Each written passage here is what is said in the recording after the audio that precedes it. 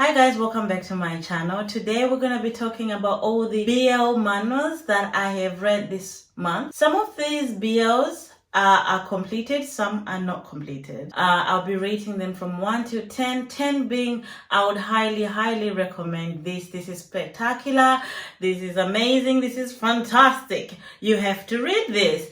And 1 being not so much. Do not bother. This is traumatizing. Do not read this. And anything under 5, I'll recommend you don't bother checking out anything under 5. The first BL manhwa I'm gonna recommend is called Days. Days has 63 chapters and is still ongoing. It is available on Tapa and I'm currently around chapter 46. It's got a Korean author, Haben, and a Japanese author called Mizuhara. So basically it's about an agency, a secret agency that specializes in hunting down vampires. So in this society, randomly people are getting infected with these vampire infection, and once they do that they tend to just kill everybody around them and they lose all sense of reason. So it's like a vampire zombie kind of situation. They start drinking anybody's blood and obviously killing everybody around them. So this organization, once a person is infected, they come there and then they kill that person. So we've got our agent called First, and First is a problem because he's got problems with his partners before. So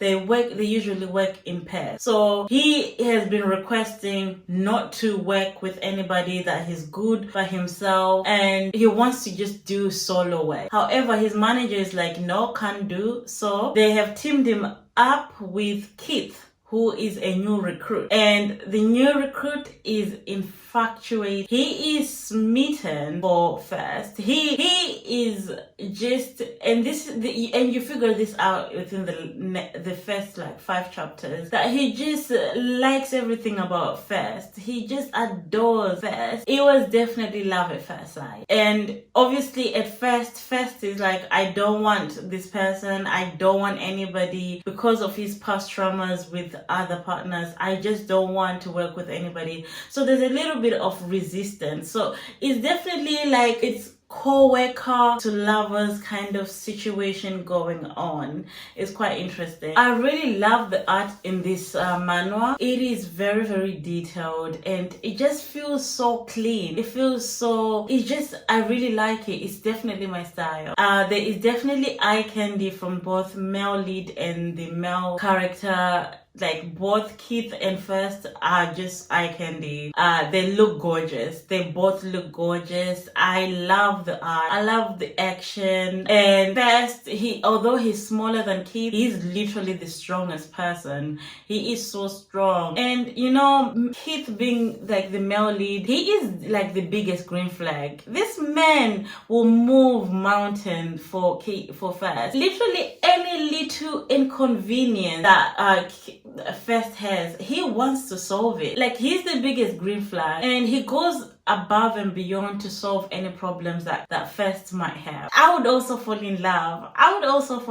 If someone was to do all those things that Keith does. And although First is so strong, there's still room for him to be taken care of. My rating for this show is 8.10. I just think that everything about this show is predictable so far. And so far, I am waiting for something to surprise me. Like, I know there's 63 chapters out there and I think it's only gonna stop at 66 chapters.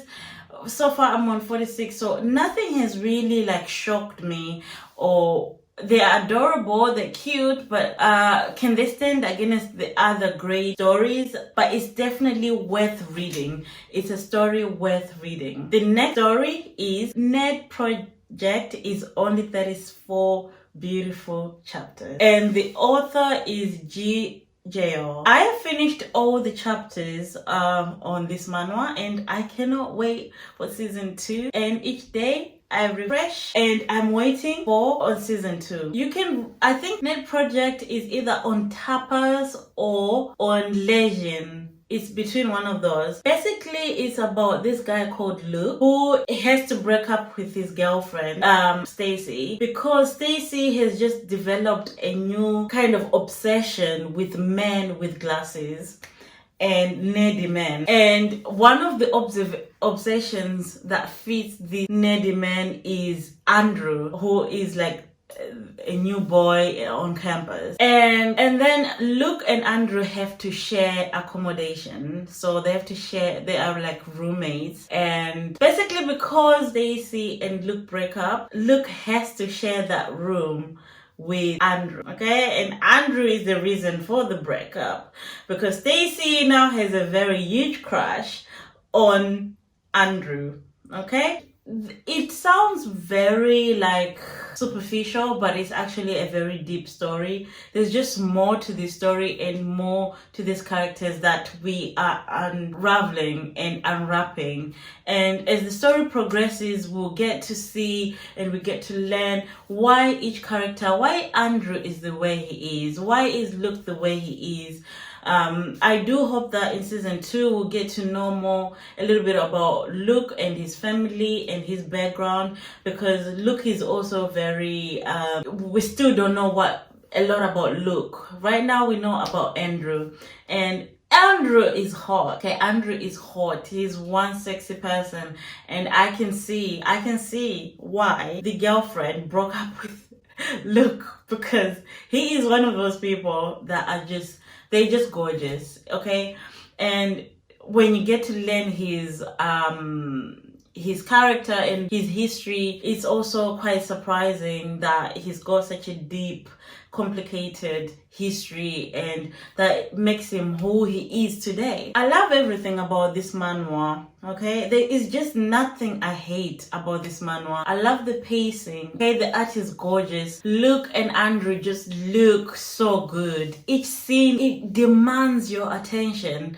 The drawing is just so attention gripping. It just grips you and makes you feel like you are there with them, and you can hear the voices in your hand. There's a lot of smart in this show, but usually smart is not something that I like in my manhwas, but the smart in this show is just so beautifully drawn, and their scene is just so beautifully executed. I have nothing to complain about the show.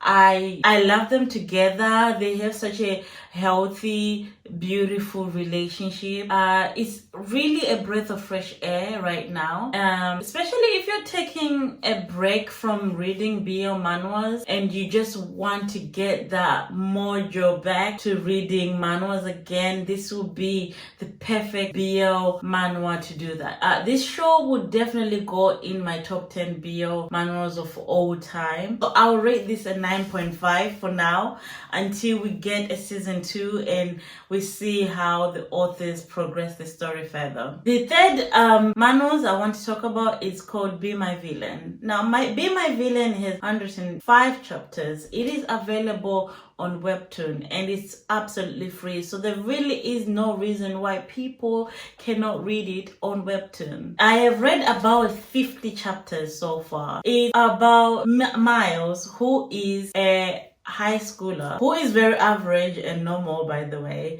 Very humble little child. He has two superhero dads. So basically, he's raised by two dads who like are part of like an Avengers team, basically, and they like take down villains and criminals. And one day there is an attack in the town, and then Shadowmaker kind of saves the day and ends up saving Miles. And of course, it's a bit confusing for Miles because Shadowmaker is said to be a villain. So he's like, wait, why is this villain saving my life? He's supposed to be the bad guy. And one day, Shadowmaker just asks him on a date. And what is very cute is when they go on dates, Shadowmaker kind of hides his his face with this super adorable mask, and it's just like, yeah, this guy is supposed to be a bad guy, but look at him in his cute costume. So yeah, that is cute.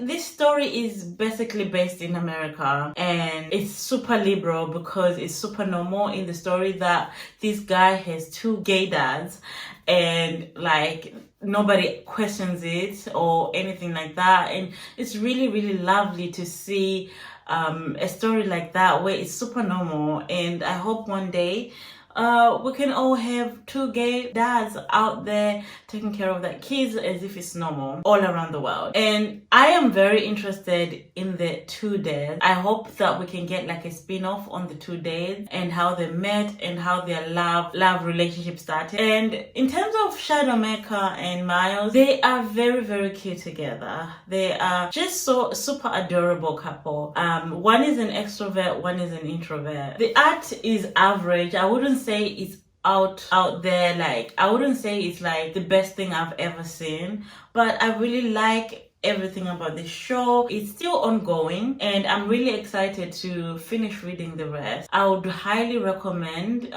reading this story. I'll rate it an 8.5 out of 10, which is quite high, I think. Yeah, it is quite a story that I'll recommend anybody out there to read. Then we've got Our Sunny Days, which is written by a Korean author, Jung Suk Chan.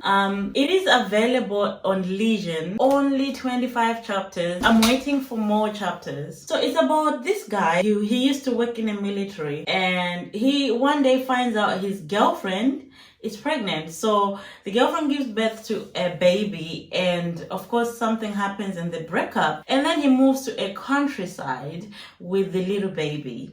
And he's like, oh, I'm just gonna take some years off work while I look after the baby in a countryside somewhere. So he goes to this village, and that's when he meets this village leader. So this village leader, initially he sounds intimidating. He sounds like he's just rude. But the more you get to know the village leader, the more you fall in love with him. So yeah, so we've got a military guy and a village chief, and you kind of see how like they meet and how they interact and how they raise their little baby together.